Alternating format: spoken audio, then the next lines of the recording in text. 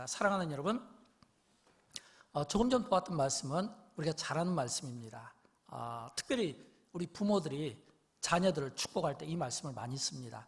예를 들어서 아이가 태어났을 때, 또는 100일일 때, 또는 돌잔치 때, 또는 결혼하는 부부를 위해서도, 또는 멀리 떠나는 자녀를 위해서도, 또는 어떤 기도 제목을 가지고 축복할 때도 많이 씁니다. 왜냐하면 아버지가 아들 요셉에게 축복한 내용이거든요. 그 내용이 뭐냐면 무성한 가지, 곧 샘 곁에 무성한 가지라. 그 가지가 담을 넘었도다. 이렇게 돼 있거든요. 여기에서 요셉이 무성한 가지 할 때 이 무성한 가지는 어떤 의미냐면 굉장히 풍요를 상징할 때 이런 표현을 쓰게 됩니다. 풍요를 상징할 때 이 표현을 쓰게 되는데, 특별히 열대지방에서는 사실은 이 무성한 가지가 샘 곁에 있다라고 하는 것은 굉장한 뭐냐면 큰 축복이 아닐 수가 없는 거예요. 왜냐하면 샘 곁에 무성한 가지라, 이 말씀이 빨리 와닿지 않을지도 모르겠어요. 근데 여러분 한번 이렇게 생각해 보십시오. 출애굽기 15장에 보면 엘림이라는 곳이 나옵니다. 이스라엘 백성들이 애굽에서 나와서 이제 막 광야에 진입하자마자 홍해 바다를 만나잖아요. 그 난감한 상황에서 하나님께서 홍해 바다를 갈라서 길을 열어주시죠. 그리고 그 홍해 바다를 건넌 그 기쁨은 잠시고, 이번에는 마라라는 곳에서 그 마라의 물을 마시면서 사람들이 막 복통을 일으키면서 다 쓰러지거든요. 그러다가 그 다음에 그들이 어디를 갔냐면 엘림으로 갔거든요. 근데 엘림에는 샘이 12개가 있었다, 이렇게 돼 있어요. 출애굽기 15장 27절을 보면 엘림에는 샘이 12개다. 그리고 종려나무가 70그루가 있었다, 이렇게 돼 있거든요. 그리고 거기에 이스라엘 백성들이 장막을 쳤다, 이렇게 돼 있거든요. 자, 그러면 한번 우리가 상상력을 동원해 보면 이게 12개 샘과 70개 종려나무에 이스라엘 백성들이 거기에 장막을 쳤다고 했거든요. 근데 우리는 다 알고 있잖아요. 이스라엘 백성들이 광야에서 몇 명이었는가? 200만 명이라고 이야기하잖아요. 보통 200만 명. 그러면 이 12개 샘으로 200만 명의 많은 사람들, 70개의 종려나무로 200만 명의 사람들에게 그늘이 되어지고 식수가 제공되었다, 이런 뜻이거든요. 왜냐하면 거기에 장막을 쳤다고 이렇게 되어 있으니까. 그렇다면 이 지금 아버지 야곱이 요셉에게 축복할 때 요셉 아들은 무성한 가지가 되어라, 곧 샘 곁에 무성한 가지가 되어라. 그래서 그 가지가 담장을 넘어라. 지금 이 축복이거든요. 이거는 굉장한 축복이 아닐 수 없습니다. 저는 오늘 이 설교가 이제 요셉 시리즈 마지막 설교입니다. 요셉 시리즈 마지막 설교인데, 이 설교를 준비하면서 요셉을 한번 떠올려 봤어요. 생각해 봤어요. 요셉 세 가지를 떠올려 본 겁니다. 첫째는 요셉이 어떤 사람인가? 우리가 잘 아는 대로 꿈의 사람입니다. 그죠? 요셉은 비전의 사람이거든요. 근데 사실은 이 꿈이 누구에게 얻었습니까? 하나님이 주신 꿈이잖아요. 그러니까 하나님이 요셉에게 주신 꿈이거든요. 근데 이 꿈이 하나님이 주셨기 때문에 우리 생각에는 그냥 일사천리로 쭉 이렇게 나가야 돼요. 고속도로처럼. 근데 우리가 알 것은 하나님이 주신 꿈이기 때문에 더 부딪힘이 많다는 걸 알아야 돼요. 왜냐하면 하나님이 주신 꿈이면 당연히 마귀가 반대하고 악의 세력들이 반대하지 않겠습니까? 혹시 여러분 가운데 그런 분이 없기를 바라지만, 꿈을 받았다, 하나님이 주신 꿈이다, 기도하는 가운데 받았다. 근데 부딪힘이 있습니까? 당연한 겁니다. 그러나 그 부딪힘 가운데 우리가 요셉을 통해서 배우는 것은 그 꿈이 부딪힘이 있었지만 형들에 의해서, 그러나 그것이 결코 그 꿈을 방해하지 못했다, 이런 뜻이에요. 방해하지 못했다. 왜냐하면 그 요셉의 삶 가운데 하나님이 요셉과 함께 하셨잖아요. 요셉이 하나님의 보호를 받았잖아요. 그래서 오히려 그 꿈 때문에 형들에게 방해가 있었지만, 그 방해가 오히려 애굽으로 노예로 팔려가고 감옥으로 가는 이런 어떤 고난의 시간들이 있었지만, 오히려 거기에서 이 꿈을 해석하는, 왕의 꿈을 해석하고, 그리고 또 무엇보다 이 왕의 꿈을 해석하고 그 꿈에 대한 대안까지 만드는 사람이, 이게 누구냐면 이게 바로 요셉이거든요. 그래서 우리는 요셉을 이야기할 때 꿈의 사람이다. 그리고 우리가 우리 자녀들을 위해서 기도할 때 저는 이렇게 기도했으면 좋겠어요. 하나님, 우리 자녀들이 꿈을 갖게 해주세요.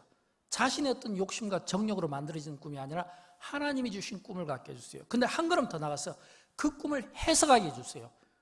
아무리 꿈을 많이 꾸더라도 꿈에 대한 해석을 모르면 무용지물이 될 수 있잖아요. 하나님 꿈을 주세요. 그 꿈에 대한 해석을 주세요. 그리고 그 꿈대로 살아가는 인생이 될 수 있도록 대안까지 만들어주세요. 그게 누굽니까? 요셉 아닙니까? 그래서 요셉은 그가 이 꿈에 대한 해석과 함께 대안의 사람이었던 겁니다. 그 대안이 요셉을 딱 떠올리면 두 번째 뭐가 떠오르냐면 나눔의 사람이라는 걸 떠올리는 거예요.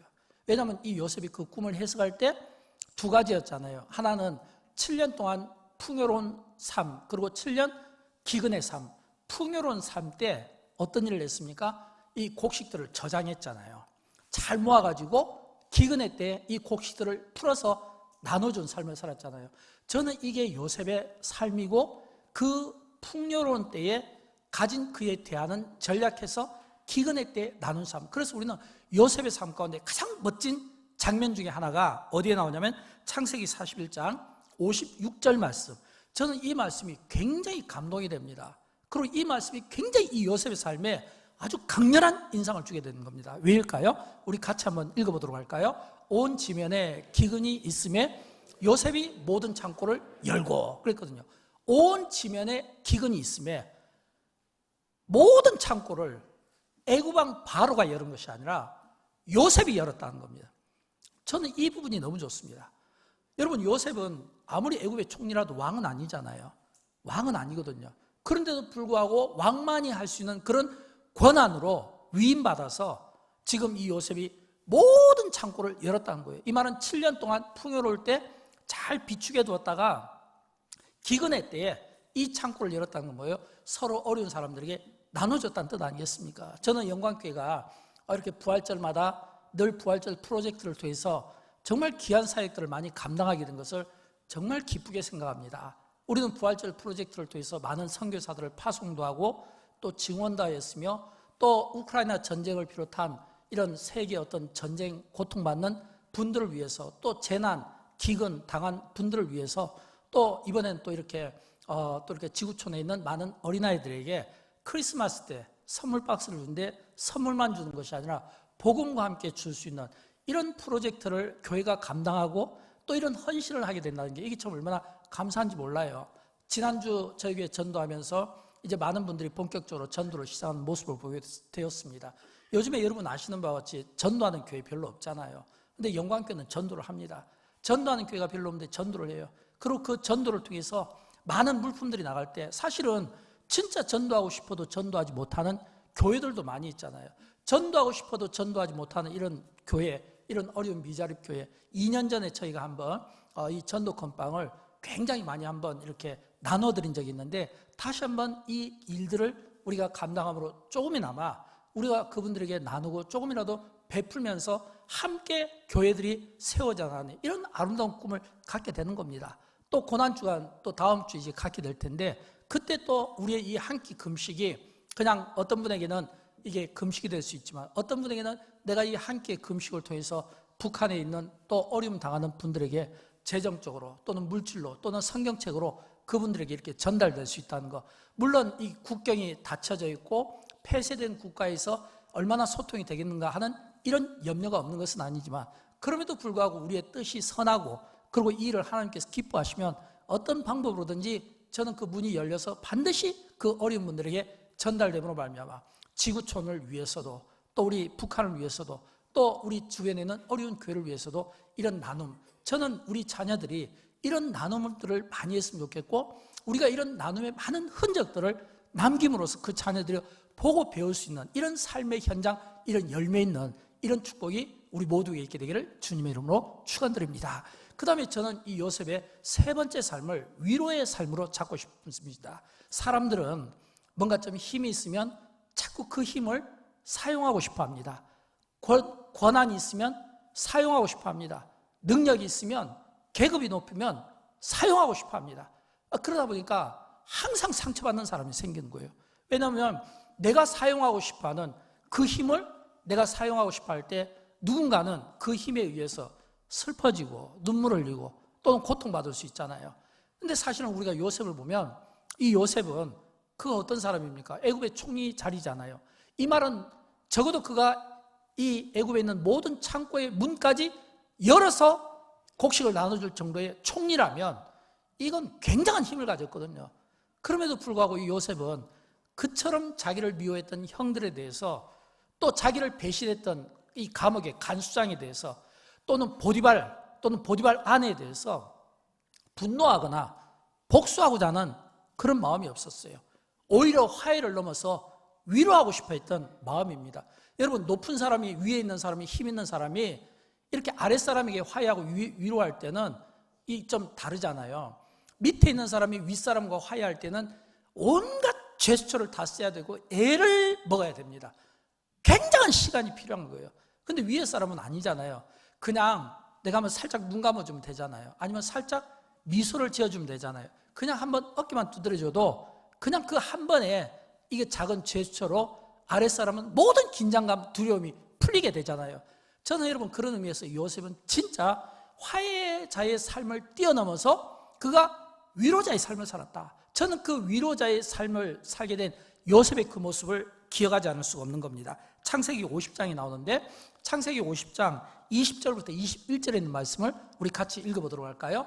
당신들은 나를 해하려 하였으나 하나님은 그것을 선으로 바꾸사 오늘과 같이 많은 백성의 생명을 구원하게 하려 하시더니 당신들은 두려워하지 마소서 내가 당신들과 당신들의 자녀를 기르리다 하고 그들을 강곡할 말로 위로하였더라. 아멘. 방금 말씀드린 것처럼 요셉은 지금 애굽의 총리 자격 아닙니까?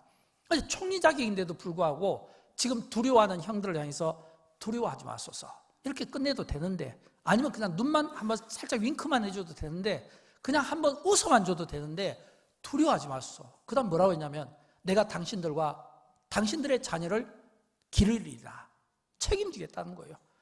그러고 끝나도 되는데 굳이 이 말까지 쓰는 게 너무 마음에 와닿습니다. 그들을 간곡할 말로 위로하였더라. 간곡한 말로. 사실 이 표현은 형들이 동생한테 써야 맞거든요, 요셉한테. 근데 요셉이 이 표현을 쓴 겁니다. 이게 위로입니다. 여러분, 위로는 이렇게 하는 거예요. 화해는 이렇게 하는 거예요. 내가 누군가의 상처를 싸매어주고 누군가의 눈물을 닦아주고 진짜 위로자의 삶을 살려면 이렇게 해야 되는 거예요. 힘이 있지만 그 힘으로 사용하는 것이 아니라 절제된 힘으로, 오히려 그 힘으로 간곡한 말로 위로하였더라 라고 하거든요. 저는 이런 이 위로자의 이 삶을 저와 여러분이 살아내므로 말미암아 우리 때문에 주변에 있는 사람들, 지역에 있는 사람들, 교회에 있는 사람들이 위로의 삶을 살았으면 좋겠고 마음의 평안함을 누리기를 주님의 이름으로 축원드립니다. 하나님이 저와 여러분을 이런 위로자의 삶으로 사용해 줬으면 좋겠어요. 저는 이 요셉의 삶을 묵상하면서 그런 생각을 해봅니다. 요셉, 그가 꿈의 사람인데, 이건 하나님 주신 꿈이니까 그래도 내가 좀 이해가 되는데, 그가 나눔의 사람이었다는 거예요. 나눔. 또 그가 위로의 삶이었다는 거예요. 여러분, 말이 쉽지 결코 쉽지가 않습니다. 말이 쉽지 내 것을 내가 나누는 게 이게 쉬울까요? 또 내가 좋아하지 않는 사람, 원수로 여기는 사람, 또는 어떤 배신당하고 거절당한 사람에게 내가 간곡한 말을 써가면서까지 내가 그 사람을 위로해야 될 이유가 있냐라고 하는 겁니다. 이거는 진짜 우리에게 쉬운 일이 아니에요. 그래서 요셉이 어쩌면 더 빛날지도 모르겠고, 그러나 저는 질문합니다. 어떻게 요셉이 그런 위로의 삶을 살 수 있을까? 그런 나눔의 삶을 그가 실천할 수 있을까라고 했을 때 제가 떠올려 본 것은 그의 풍성한 삶입니다. 풍성한 삶이에요. 여러분, 요셉이 풍성하다는 것은 어떤 의미일까요? 오늘 저는 이 요셉의 이 풍성한 삶을 네 가지로 나눠서 설명을 드리고 싶은데, 첫째는 요셉이 풍성한 삶을 살았다는 것은 그가 열매 맺는 인생을 살았다는 겁니다. 열매를 맺는 인생. 성경에 보면 꽃 나와요. 그리고 열매가 나오거든요. 근데 꽃은 그 특징이 뭐냐면 부정적입니다. 근데 열매는 적극적이고 긍정적이에요. 꽃이 부정적인 것은, 꽃은 그 특징이 아무리 아름답고 화려해도 빨리 꽃잎이 떨어지잖아요. 베드로전서 1장 24절을 보면 모든 육체는 풀과 같고 그 모든 영광은 풀의 꽃과 같으니 풀은 마르고 꽃은 떨어지되 그랬잖아요. 꽃은 떨어지되. 아무리 화려하고 좋은 꽃이라도 그 꽃의 수명은 빨리 떨어진다는 거예요. 그래서 이 꽃은 성경에 보면 부정적인 용어로 쓰이지 긍정적이지 못합니다. 반면에 그러면 이 열매는 어떨까요? 열매는 굉장히 적극적입니다. 왜냐하면 예수님께서 요한복음 15장 16절에서 직접 말씀해 주셨거든요. 우리 같이 한번 읽어보도록 할까요? 너희가 나를 택한 것이 아니요 택하여 세웠나니 이는 너희로 가서 열매를 맺게 하고 또 너희 열매가 항상 있게 하여 내 이름으로 아버지께 무엇을 구하든지 다 받게 하려 함이라. 아멘. 그랬거든요. 너희가 나를 택한 것이 아니라 내가 너희를 택하여 세웠다 이거예요. 주님이 제자들을 향하여 내가 너희를 세운 거야. 너희가 지금 나를 택한 게 아니라 내가 너희를 택했어. 택한 목적이 뭐냐면 너희로 가서 열매를 맺게 하고 너희 열매가 항상 있게 하여 그랬거든요. 이 말은 뭐냐면 예수님께서 제자들에게 내가 너희를 택한 목적은 너희가 열매 맺는 인생을 살았으면 좋겠다는 겁니다. 여러분, 요셉이 그가 이 가지, 무성한 가지라고 있잖아요. 이 무성한 가지라는 이 표현의 공동 번역, 거기에 보면 어떻게 되냐면 열매가 주렁주렁 맺히는 이렇게 돼 있거든요. 무성한 가지의 뜻이 열매가 주렁주렁 맺히는 이 뜻이거든요. 그렇다면 이 요셉은 그가 열매가 주렁주렁 맺히는 그런 인생의 삶을 그가 살게 되었다는 겁니다. 저는 이 열매를 이렇게 생각하고 싶어요. 왜냐하면 성경에 보면 예수님께서 제자들에게 내가 너희를 택한 것은 너희가 열매 있는 인생이 되게 하고 항상 열매가 있게 하려 함이라 이렇게도 말씀하셨지만 또 우리가 잘 아는 갈라디아서에 보면 이 열매가 성령의 9가지로 또 나오잖아요. 우리 같이 한번 읽어보도록 할까요? 오직 성령의 열매는 사랑과 희락과 화평과 오래 참음과 자비와 양성과 충성과 온유와 절제니 이 같은 것을 금지할 법이 없느니라 그랬거든요. 여러분, 이 열매가 굉장히 적극적이라고 제가 말씀드렸잖아요. 왜냐하면 이 열매는 다 좋은 거, 긍정적인 겁니다. 근데 이 적극적인 이 열매, 여기 보니까 9가지 열매가 있어요. 근데 이 애굽왕 바로가 이 요셉을 이야기할 때 어떻게 이야기했냐면 창세기에 보면 창세기 41장 38절에 요셉을 이렇게 이야기합니다. 이와 같이 하나님의 영에 감동된 사람을 우리가 어찌 찾을 수 있으리요. 이와 같이 하나님의 영에 감동된 사람을, 여기서 하나님의 영에 감동되었다는 이 표현이 우리가 신학적 표현으로 치면 성령으로 충만한 사람, 성령으로 충만한 사람. 사랑하는 여러분, 한번 여러분 스스로에게 한번 질문해 보십시오. 그냥 열매는 많지만 우리가 조금 전 앞에 보았던 갈라디아서 5장에 나오는 9가지 성령의 열매, 이 9가지 성령의 열매 가운데 나는 몇 가지나 갖고 있을까요? 우리가 제자훈련 할 때 자주 질문하잖아요. 자, 여러분 몇 가지가 있을까요? 적어도 요셉에게는 다 있었던 것 같아요. 왜일까요? 요셉을 보면 그가 아버지와 형제들에 대해서 변함없는 사랑을 보였잖아요. 사랑의 열매가 있죠. 또 그가 힘든 생활을 보냈음에도 불구하고 형들에게 미움받고 구덩이에 빠지고 애굽의 노예로 팔려가고 억울한 감옥 생활을 하고, 그래도 요셉이 그것 때문에 슬퍼했다는 말이 없습니다. 이 말은 뭐냐면 항상 기뻐하는 희락이 그 중심의 10년 가운데 있었다는 이야기예요. 또 뿐만 아니라 그는 가정과 나라, 애굽까지 포함해서 모든 주변의 나라들에게 화평을 그가 또 이루는 열매를 맺게 되었고, 또 형제들의 그 분노와 질투 속에서도 계속 참아냈잖아요. 오래 참음, 열매를 맺게 되었고, 그리고 또 나라의 통치자로 총리로 있으면서 그 7년의 풍요로운 때에 절제하는 열매가 있었잖아요. 사람들은요, 조금만 풍요, 조금만 어떤 소득의 변화가 생기면 제일 먼저 하는 게 여행부터 합니다. 쓰고 싶어요. 여러 방법으로 쓰고 싶어 하는 거예요. 그러니까 사실은 내가 가진 것을, 내 소유를 내가 전략하고 절제하는 것은 이게 참 쉽지가 않아요. 쉽지가 않은데 이 요셉은 나라를 통치하면서 그 많은 그 풍요로운 넘치는 그 곡식들을 7년 동안 얼마나 그가 절제를 잘했으면 그 기근의 7년을 버틸 수 있었을까라고 우리가 볼 수 있어야 되는 것이죠. 또 뿐만 아니라 자기를, 형제들을 이렇게 뭐냐면 형제들이 자기를 죽이려고 할 때 용서했잖아요. 용서, 간곡한 말로 위로했잖아요. 또 양식들을 나눠줬잖아요. 양선의 모습들을 갖게 되었죠. 아버지에게도 충성, 보디발에게도 충성, 감옥 간수장에게도 충성, 애굽왕 바로에게도 충성했잖아요. 충성의 열매가 있었다는 겁니다. 또 뿐만 아니라 자기에게 이렇게 대적했던 사람들에서 온유한 태도를 보였다는 것. 그래서 형제들에 대해서 눈물까지 흘리는, 억제할 수 없는 이 혈육의 정까지 표현했다는 것. 이건 뭐냐면 그만큼 그가 온유한 사람이었다는 것을 보여주고 있는 겁니다. 그 외에도 절제의 삶을 또 우리가 빠뜨릴 수가 없고, 그렇다면 우리가 이 요셉의 삶을 모아보면 이 요셉은 적어도 이 9가지 성령의 열매의 삶을 그가 다 살아냈다라고 하는 것을 우리가 볼 수 있는 겁니다. 사랑하는 여러분, 저는 우리에게도 이런 풍성한 삶이 있었으면 좋겠습니다. 우리 자녀들이 이런 풍성한 삶을 살기를 진심으로 축복합니다. 저는 영광교회 우리 모든 성도들이 이런 풍성한 삶의 이 은혜가 하나님께로부터, 하늘로부터 임하는 은혜가, 축복이 있기를 주님의 이름으로 축원드립니다. 두 번째는 여러분, 이 요셉의 삶 가운데 이 풍성한 삶은 그가 샘 곁에 있었기 때문입니다. 샘 곁에. 여러분, 이 샘 곁에 있었다는 거. 왜냐하면 이 샘은 굉장히 중요해요. 앞에서 말씀드렸잖아요. 샘이 12개, 이 샘이 200만 명의 많은 이스라엘 백성들을 먹였다고 했잖아요. 그렇다면 이 샘은 굉장히 중요하거든요. 아무리 그 가지가 건강하고 나무가 화려하다 하더라도 샘 곁에 있으면 복이 됩니다. 가지가 사철 열리게 되는 거예요.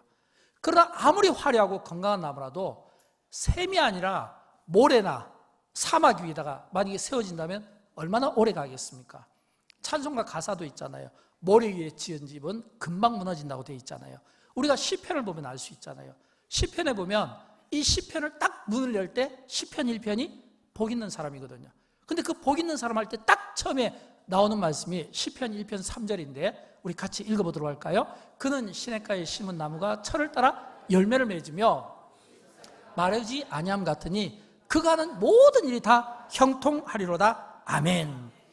저는 여러분 이 말씀이 너무 좋습니다. 시냇가에 심은 나무, 또 시냇가에 샘 곁에 심겨진 나무, 샘 곁에 심겨지든 시냇가에 심겨지든 이런 나무는요, 특징이 뭐냐면 철을 따라 열매를 맺는다는 거예요. 그러나 반대로 모래 위에 세워지면 금방 열매가 사그라들겠죠. 근데 시냇가에 심겨지면 열매도 맺고 잎사귀도 마르지 않는다는 거예요. 저는 여러분 우리 가운데 그런 분이 없기를 진심으로 바랍니다. 그러나 혹시라도 여러분 가운데 마치 내 몸이 마른 장작 같은, 지금 내 인생이 사업과 환경과 물질과 건강에서 마른 장작과 같은 혹시 그런 느낌을 받습니까? 혹시라도 그런 아픔이 계십니까? 혹시라도 내 인생이 마른 장작과 같은 이런 어떤 고통 속에서 마치 잎사귀가 떨어지는 이런 초라한 나의 모습을 보면서 상처가 될 수가 있어요. 그러나 여러분 기억하십시오. 내가 아무리 사람이 볼 때는 마른 장작과 같은 모습이고 사람이 볼 때는 사람들에게 손가락질을 당하며 우습게 보인다 할지라도 시냇가에 심겨진 나무가 철을 따라 열매를 맺는다, 이 이야기는 내 인생이 아무리 초라하더라도 하나님께 심겨진 인생, 하나님의 샘에 심겨진 인생, 하나님이 함께 하시는 인생은 절대로 가지에 열매가 떨어지는 법이 없으며 그 잎이 떨어지는 법이 없다는 사실을 믿으시기 바랍니다. 이게 성경이 우리에게 약속하는 거예요. 요셉이 축복된 것은, 그의 삶이 풍성한 것은 그냥 풍성한 게 아니에요. 샘 곁에 심겨진 나무, 샘 곁에 물가에 심겨졌기 때문에 그래요. 그럼 여러분 여기서 이 샘이 왜 강조될까요? 저는 이 샘이 이게 하나님의 관계라고 저는 생각을 합니다. 하나님과의 관계. 샘 곁에 심겨진 나무가 철을 따라 열매를 맺고 또 이게 잎이 떨어지지 않는다는 것은, 이 샘은 저는 하나님과의 관계예요. 이 샘에서 하나님과의 관계 속에서 말씀의 풍성함이 있고 은혜의 단비가 있고, 우리가 즐겨 부르는 찬양 가운데 은혜라는 찬양이 있잖아요. 얼마나 은혜와 관련된 찬양들이 많습니다. 우리 그 찬양들을 우리가 이렇게 한 번씩 부를 때마다, 고백할 때마다 마음에 뭉클함이 있죠. 왜냐하면 그 마음의 뭉클함은 왜 생기냐면 하나님의 은혜를 내가 잊을 수가 없어서 그래요. 돌아보면 나의 모든 세계 가운데 함께 하신 그 하나님의 은혜, 눈물이 없도록 그 하나님의 은혜와 그 사랑을 내가 생각하니까 내가 잊을 수가 없고 감사하지 않을 수 없고, 그 은혜의 힘 때문에 오늘도 저와 여러분이 이 자리에서 예배드리고 있는 것을 믿으시기 바랍니다. 그 은혜의 샘, 이 샘에서 나오는 이 풍성함이 있는 한에는 여러분 걱정하지 마십시오. 아무리 내 인생이 마른 장작과 같고, 아무리 찢겨진 종이와 같고, 아무리 보잘것없고 하찮은 존재가 할지라도 하나님이 함께 하시는 인생은, 하나님께 탁 붙어있는 인생은 어떤 인생이 절대 떨어지거나 절대 쓰러지는 법이 없다고 하는 것입니다. 왜요? 전능하신 하나님, 창조주 하나님께서 일으켜 주실 것을 믿고 세워주실 것을 믿는 믿음이 있기 때문에 그렇어요. 어떤 경우에도 신앙을 배교하지 마십시오. 어떤 어려운 상황이 오더라도 하나님을 떠나지 마십시오. 하나님과 함께하는 인생에게는 반드시 복이 있다고 하는 사실을 믿으시기 바랍니다. 이런 이 영적인 삶, 이 원리가 우리 가운데 있었으면 좋겠어요. 사람을 상대하고 환경을 상대하면 우리에게 찾아온 것은 실망과 후회밖에 없습니다. 그러나 하나님을 상대하는 인생에는 항상 풍성함이 있다는 사실입니다. 그래서 우리는 사람이나 환경을 상대하지 말고 하나님을 상대하는 인생. 그래서 우리가 어렸을 때 우리가 교회 학교에서 자주 불렀던 암송했던 말씀이 있잖아요. 시편 119편 105절 말씀. 거기에 보면 이런 말씀이 나오잖아요. 우리 같이 읽어보도록 할까요? 주의 말씀은 등이요 내 길에 빛이니라 그랬잖아요. 주의 말씀이 오늘 여러분의 인생길에 등이 되고 빛이 되기를 축복합니다. 주의 말씀이 오늘 여러분의 자녀들의 발에 등이 되고 길에 빛이 되는 이 은혜가 있기를 축복합니다. 그럴 때 우리 인생은 이사야서 58장에 나오는 인생처럼 오늘 우리 인생은 그런 삶을 살게 될 것입니다. 물된 동산과 같은 삶, 물이 끊어지지 아니하는 샘 같은 삶, 이런 이 물이 끊어지지 않은 샘과 같은 이 삶의 복, 물된 동산과 같은 복, 이런 이 에덴의 복이 우리의 인생 가운데, 우리의 10년 가운데 넘치게 되기를 주님의 이름으로 축원드립니다. 세 번째는요, 이 요셉의 삶이 풍성한 것은 그가 담을 넘었기 때문입니다. 제일 마지막에 보면 이 요셉의 가지가 담을 넘었도다 이렇게 돼 있잖아요. 요셉의 삶을 비교해 보면 이 가지가 담을 넘었다는 것은 한 세 가지 정도의 우리가 상상력을 동원할 수 있습니다. 첫째는 가지가 담을 넘었다. 이건 담을 넘었다는 거지. 이 담을 넘었다는 건 내 가지가 다른 사람의 집을 덮었다는 거예요. 근데 덮었다는 건데 이 덮었다는 이 의미가 어떤 의미일까요? 이 의미는 그 뜨거운 태양빛으로부터 이 가지가 그 집을 덮었다는 것은 그늘이 되어줬다는 겁니다. 이 말은 뭐냐면 나의 가지가 나뿐만 아니라 다른 사람들까지도 그늘이 되어주는, 이게 뭐냐면 나눔 아니겠습니까? 저는 이게 요셉의 삶 가운데 나눔이라는 거예요. 그냥 우리 같으면 우리 집만 좋으면 되는 거예요. 우리 집만 보호받으면 되는 거예요. 우리 집만 튼튼하면 되는 거예요. 근데 요셉은 그러지가 않았어요. 그의 가지가 다른 사람까지 품어주는, 내 것을 가지고 나누는 이 나눔의 삶이 있었다는 겁니다. 두 번째는 저는 이 가지가 담을 넘었다 이 얘기는 회복을 의미한다고 생각합니다. 왜냐하면 우리가 많은 경우 목사님들이 설교할 때 인생의 벽, 인생의 장벽, 인생의 담 이런 이야기를 많이 하잖아요. 이건 뭘까요? 인생이 벽이 있고 장벽이 있는 것은 내 마음대로 사라지는 게 아니에요. 내 생각대로 사라지는 게 아니에요. 저는 제가 지금까지 만난 많은 분들 가운데 자기 인생이 자기 뜻대로 생각대로 의지대로 사라지는 사람을 제가 본 적이 없습니다. 하나님의 뜻 가운데 이루어지고 하나님이 인도하시는 삶이지 내 뜻대로 되지 않아요. 그래서 우리는 항상 우리가 어떤 한계를 느끼냐면 장벽의 한계를 느낀 거예요. 또 내 앞에 장벽이 생겼네. 또 내 앞에 벽이 생겼네. 또 내 앞에 담이 생겼네. 근데 요셉의 가지가 넘었다고 되어 있잖아요. 그러니까 넘었다는 이 의미는 어떤 의미냐면 이게 담을 넘었다. 이거는 내가 그렇게 힘겹게 얘기했던 내 의지로만 할 수 없었던 이 인생의 장벽을 뛰어넘었다라고 하는 거예요. 저는 이 인생의 장벽 때문에 고난받고 이 장벽 때문에 지금도 슬퍼하며 지금도 가슴을 쫄리며 지금도 눈물 흘리는 분들이 계시다면, 슬퍼하는 분들이 계시다면 오늘 이 인생의 장벽 가운데 요셉의 가지가 담을 넘은 것 같이 여러분이 그처럼 힘들어하고 슬퍼하는 고통스러운 그 담을 넘겨주시는 은혜를 통하여 여러분이 치유되고 회복되기를 주님의 이름으로 축원드립니다. 그 은혜가 있기를 진심으로 축복합니다. 저는 세 번째 영향력이라고 생각하고 싶어요. 영향력. 여러분 지금 이 요셉을 한번 생각해 주십시오. 요셉이 처음에 성경에 등장할 때 가나안 땅이었잖아요. 이 말은 가나안 땅에 야곱의 자녀 중에 한 명이었어요. 이 말은 가나안에 사는 히브리 사람의 아들이에요.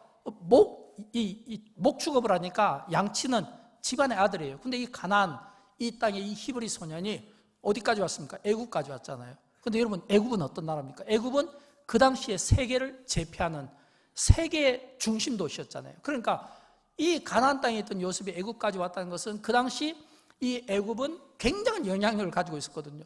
근데 그 가지가 담을 넘었다 이거. 이거는 애굽을 통해서 모든 주변 나라에 음식들을 나눠주고 물건들을 나눠주고 영향력을 가졌다는 거예요. 저는 이게 영향력이라고 생각합니다. 저는 영광교회가 또 우리 자녀들이 이런 영향력 속에서 함께 살아가기를 원하는 겁니다. 영광교회가 선교하고 있습니다. 또 영광교회가 복음도 전해요. 선교하고 복음의 그 영향력을 통해서 세계 선교에 앞장서고 또 그 전도의 영향력을 통해서 믿지 않는 많은 사람들에게 요즘같이 전도하기 어려운 이때에도 여전히 그것과 관계없이 전도하는 이 전도의 열정과 야성을 가진 저는 이 교회가 영광교회라고 생각하는 거예요. 이게 영향력이거든요. 또 뿐만 아니라 구제도 마찬가지죠. 이 영광교회가 지금까지 얼마나 많은 어려운 분들을 도왔습니까? 전쟁에 고난받는 분들, 지진 또는 홍수, 재난으로 고난받는 나라들 또는 산불 화재로 고난받는 분들 등등에서 우리는 뭐 이렇게 코로나 때도 그렇고 많은 선교사들을 돕고 이런저런 이유로 어렵고 물질적으로 고통받는 분들을 위해서 많이 재정을 흘려보낸 거예요. 그런 재정들을 흘려보낼 수 있다는 것은 이거는 뭐냐면 우리 안에 이런 선함과 긍휼의 마음이 없으면 당회원을 비롯해서 교육자들과 모든 성도들이 마음이 하나가 되지 못하면 할 수 없는 일이거든요. 근데 그런 일들을 우리가 할 수 있다는 것, 저는 이게 얼마나 큰 영향력인지 알 수가 없다는 겁니다. 또 영광교회는 2030 비전도 있잖아요. 교회학교 비전. 이 교회학교 이 비전을 통해서 또 우리는 얼마나 많은 사역들을 감당하고 있습니까? 앞으로 우리 자녀들이 지금보다 더 나은 복된 미래를 맞이하고 때로는 아마 그들이 우리가 원하는 세상을 못 준다 할지라도 그럼에도 불구하고 그들이 믿음을 지키고 믿음이 굳건히 있으며 믿음으로 나아갈 수 있는 믿음의 사람이 되도록 하나님의 말씀으로 양육하고 교육하고 훈계하고 또 그들을 하나님의 진리로 가르치는 이 귀한 일들이 주님이 재림하시는 그날까지 멈추지 않는 은혜가 교회 가운데 있게 되기를 주님의 이름으로 축원드립니다. 여러분, 이게 영향력이에요. 영광교회가 이런 영향력을 가지고 있다는 것을 여러분이 자부심을 느꼈으면 좋겠어요. 교만으로 자랑하라는 것이 아니라 자부심과 긍지를 가지고 당당하게 이 귀한 일들에 대해 자신감을 가지고 소신 있게 나갔으면 좋겠어요. 오늘 2부 예배 때 지난주에 등록하신 우리 성로님 가정하고 잠깐 좀 이야기할 기회가 있었습니다. 근데 성로님 가정하고 이야기할 기회가 있었는데, 왜냐하면 여기 우리 자막이 보면 학생이 전도를 했거든요. 그래서 학생이 전도를 해서 너무 궁금했어요. 근데 보니까 두 분 다 학교 선생님이에요, 부부가. 근데 부부가 학교 선생님인데 학생이 전도해가지고 우리 교회를 온 케이스예요. 그래서 어떻게 우리 교회에 이런 일이 있었어요. 그러니까 이제 오늘 그 이야기를 하더라고요. 목사님, 저희 반 학생 하나가 영광교회에서 달란트 시장을 한다고 하면서 이 달란트를 일주일 내내 아이들한테 돌리는 걸 이분이 유심히 봤대요. 근데 일주일 내내 아이들한테 돌리는데 아이들이 많이 방해했대요. 괴롭혔대요. 근데도 꿋꿋이 이걸 견뎌내고 이걸 돌리더래요. 그래서 이분들이 거기에 굉장히 인사이트를 받은 거예요. 감동을 받은 거예요. 그래서 이분들이 도대체 영광교회가 어떤 교회지? 이분들이 순천에서 이제 이쪽에 발령받아가지고 부부가 같이 왔는데 도대체 영광교회가 어떤 교회지? 그래서 영광교회를 이렇게 나오고 물론 이렇게 또 여러 다녔는데 아이들을 이렇게 풀었답니다. 풀었는데 그 아이들이 이 교회에서 교회학교를 다니고 싶대요. 이 교회에서 이쯤 되면 아멘이 나와야 되는데 이 교회학교에서 교육을 받고 싶대요. 그래서 등록을 했다고 합니다. 이게 참 이렇게 우리가 전도하는 방법이 다양하잖아요. 저는 이렇게 아이들을 통해서 이렇게 부모를 전도하는 진짜 좋은 전도법이라고 생각하는데, 부모가 자녀를 믿음으로 본이 되면서 이끄는 것도 중요하지만 아이 때문에 감동받는, 그리고 그 어떤 학생 어린아이가 교회 달란트 시장을 가지고 전도하는 그걸 통해서 참 굉장히 강한 인상을 받았다는 게 참 얼마나 감사한지 알 수 없어요. 이런 멋진 교회 다니는 여러분 모두를 축복합니다. 주님 오시는 그날까지. 다니엘서 12장 3절을 보면 이런 말씀이 나오잖아요. 같이 읽어보도록 할까요? 많은 사람을 옳은 대로 돌아오게 한 자는 별과 같이 영원토록 빛나리라. 이 말씀의 복을 다 누리시기를 주님의 이름으로 축원드립니다. 마지막으로 네 번째예요. 네 번째는 이방인들에게 인정을 받는 것이 중요합니다. 이방인들에게. 제가 지난주에 웅천에 있는 마린 글로리라는 그 빌딩을 제가 가보게 되었습니다. 아마 이 가운데 많은 분들이 알 거예요. 왜냐하면 이 마린 글로리라는 이 빌딩 1층에 보면 빛과 소금이라고 하는 갤러리가 있거든요. 갤러리가 있는데 이 빌딩이 몇 해 전에 세워질 때 제가 거기에 이렇게 한 번씩 1년이면 한두 차례씩 꼭 설교하러 갑니다. 왜 제가 설교하러 가냐면 이 마린 글로리의 이 회장님이 그 외조부가 교회 목사님이었어요. 외조부가. 근데 외조부가 교회 목사님인데 이 외조부가 자녀들에게 너희는 빛과 소금처럼 살아라. 빛과 소금처럼 살아라. 그래서 이 빛과 소금처럼 살아라는 이야기를 외조부를 통해서, 부모를 통해서 이분이 그 삶을 손주가 실천을 해냈더라고요. 그래서 이분이 딱 마린 글로리 해서 몇 해 전에 딱 이 빌딩을 지면서 3층을 기독교 회관으로 이분이 비영리 법인단체로 해서 이 기독교 회관으로 해서 목사님들한테 예배 장소로 그리고 회의 장소로 준 거예요. 그리고 더 고마운 것은 또 거기에 또 은퇴하신 목사님들이 굉장히 많거든요. 왜냐하면 지금 한국교회는 많은 은퇴하신 목사님들이 있잖아요. 이분들이 머물 곳이 없는데 그 3층에다가 한 공간에 은퇴하는 목사님들을 따로 모아서 이분들이 이렇게 활동할 수 있도록 그래서 3층을 통째로 내준 거예요. 근데 이제 아까 우리 영상 봤잖아요. 이제 지구촌 아이들에게 이 크리스마스 박스 주는 이제 이거를 이 1층 이 갤러리에서 빛과 소금과 극동방송이 이제 이걸 홍보 그리고 협력에 위해서 한 2시간 동안 공연하면서 이제 후원의 그런 어떤 행사적 성격을 갖게 되었는데 그 후원의 행사적 성격을 가질 때 제가 초청받을 때 그 진행하시는 분이 좀 걱정하시더라고요. 목사님 120석인데 어쩌면 좀 부족할 수도 있고 좀 남을 수도 있고 염려하시더라고요. 근데 가보니까 120석은 훨씬 채워진 것 같아요. 많은 분들이 서 있고 제가 보니까 우리 본교회 성도들도 꽤 오셨더라고요. 그래서 이 빛과 소금이라는 이곳에서 뭐를 하냐면은 갤러리인데 뭐 때로는 커피숍도 하지만 때로는 많은 뭐 이렇게 복음송 가수, 찬양 가수 또는 어떤 이런 음악, 예술 이런 각종 다양한 문화 행사를 1년이면 여러 차례씩 하게 되더라고요. 그래서 참 그것도 인상 깊었는데 근데 이제 어제 그 회장님을 잠깐 좀 보게 되었어요. 근데 그 회장님이 이런 이야기를 하더라고요. 저 혼자 들은 건 아니고 많은 분들이 들었는데 제가 이렇게 하나님께서 저희 이렇게 외조부가 빛과 소금처럼 살으라고 해서 다는 실천할 수 없지만 이 빌딩 1, 2, 3층을 비영리 법인단체로 드리기로 했습니다. 그리고 이제 2층만 남았는데 2층을 조만간에 이제 병원으로 개원을 한다고 하더라고요. 근데 병원으로 개원하는데 자기 막내 동생이 광주에서 큰 의사 이제 병원장인데 이제 정리하고 여수에 와서 병원으로 개원하는데 개원하는 목적이 뭐냐면 1, 2, 3층은 비영리 법인단체입니다. 여기에서는 수익이 없고 전액 재능 기부를 하게 될 겁니다. 그러면서 전액 재능 기부를 한다고 하더라고요. 제가 그 이야기 듣고 굉장히 좀 감동을 먹었습니다. 그분이 얼마나 재산이 되는지 어느 정도의 재력가인지는 모르지만 제가 아는 속성은 제가 아는 것은 인간은 많이 가질수록 더 짜다는 거거든요. 인간은 많이 가질수록 더 베풀지 못한다는 거예요. 저는 뭐 그분에 대해서 잘 아는 것은 없어요. 그러나 적어도 그 스피치가 120명 이상의 사람들에게 증거가 돼버렸잖아요. 거기에 있던 많은 이방인들이 박수를 치고 감동하는 그런 모습을 보게 되었습니다. 사랑하는 여러분, 우리가 이렇게 살아가다 보면 이런 일들을 가끔씩 만나는 것 같아요.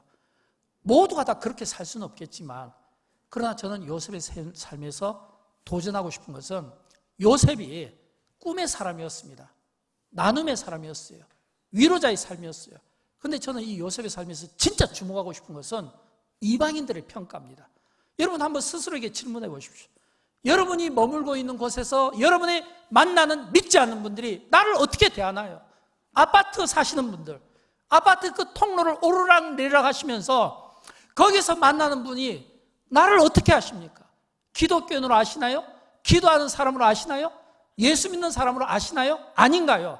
한번 스스로에게 여러분 직장과 일터에서 믿지 않는 분들이 나를 어떻게 평가하냐 이거예요. 지금 이 요셉을 보면 이 요셉의 삶 가운데는요, 그 애굽의 시대장 보디발이 굉장히 나름의 영향력을 가지고 사람을 보는 안목이 있지 않겠습니까? 장군이니까. 근데 이 요셉을 볼 때 하나님의 모습이 그 안에 보인다는 거예요. 하나님이 요셉에게 복을 주는 게 보인다는 거예요. 이게 이방인의 평가입니다. 간수장이 요셉을 보면서 어떻게 평가할까요? 이 감옥에 있는 모든 죄수들, 사무, 행정 다 전부 맡겨버린 거예요. 그냥 믿고 맡기고 싶다는 거예요. 애굽왕 바로가 왕이잖아요. 최고의 권력가잖아요. 이 창고, 곡식 창고까지 요셉에게 맡겨서 요셉이 그 열쇠를 열었다는 건요, 이거는 왕이 이 요셉에 대한 이 신임이 어느 정도였는가. 저는 여러분 그런 좀 상상을 해봅니다. 영광교회 모든 성도님들이, 장로님들, 권사님들, 집사님들 해서 만나는 사람마다 야, 내가 이 영광교회 장로님 때문에, 권사님 때문에 진짜 내가 복을 받는 것 같아. 하나님이 저분의 인생 가운데 함께하는 것 같아. 하나님이 저분에게 복을 주시는 게 보이는 것 같아. 저분의 예배 생활을 통해, 기도 생활을 통해 보이는 것 같아. 여러분, 이런 소리를 교회 안에서 보다는 교회 밖에서 좀 많이 들어올 수 있기를 주님의 이름으로 축원드립니다. 교회 밖에서 많이 들어오십시오. 믿지 않는 사람들에게서 많은 이런 평가들을 받으십시오. 이게 빛과 소금의 삶이에요. 교회 안에서 빛과 소금이 되려고 하지 마십시오. 세상 밖에서, 왜냐하면 예수님께서 말씀하셨잖아요. 너희는 세상의 빛이고 세상의 소금이라. 세상이라고 하는 필드를 주셨잖아요. 그 안에서 빛과 소금처럼 살아라고 하는데, 이게 오늘 우리 그리스도인들에게 주어진 거룩한 의무이고 거룩한 사명인 것을 믿으시기 바랍니다. 그 은혜로 한 주도 주 안에서 승리하시고 여러분이 계획한 모든 일들이 하나님께 영광이 되고, 저와 여러분 우리의 삶 가운데, 영광교회 삶 가운데, 영광교회가 갖는 이 부활절 프로젝트 모든 삶 가운데 하나님의 영광이 비쳐서 세상 사람들이 빛과 소금으로 인정해주는, 인정받는 이 성도의 삶을 통해 여러분 개인의 문제도 해결받고 하나님께 영광 올려드리고 이웃과 세계 복음화에 초석을 닫는 교회의 삶이 되기를 주님의 이름으로 축원드립니다.